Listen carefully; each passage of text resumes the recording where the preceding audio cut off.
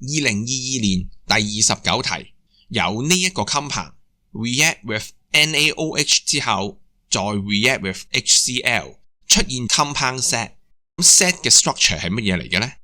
一般嘅 amide 做完 alkaline hydrolysis 之後係會出到 carboxylate 同埋 NH3， 但係今次有少少唔一樣，因為呢個係一個 ring structure， 所以當 amide hydrolysis 之後 CO double bond 就會多咗個 O-， 而 NH 呢就會多咗個 hydrogen， 變成咁樣。但係個 reaction 未完㗎，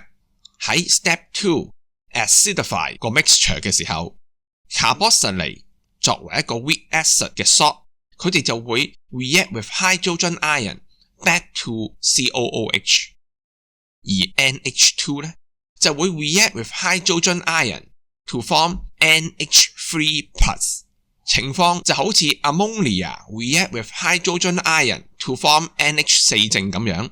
都係靠 nitrogen 嘅 lone pair去 form dative covalent bond。 所以我哋呢一個 intermediate 加咗 HCl 就會變成 carboxylic acid 同埋另外一邊 NH3+， 一個 cation ion 再配上 chloride ion。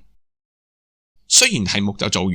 但係佢同我哋 A、B、C、D 4個 choice 個樣好似有少少唔一樣。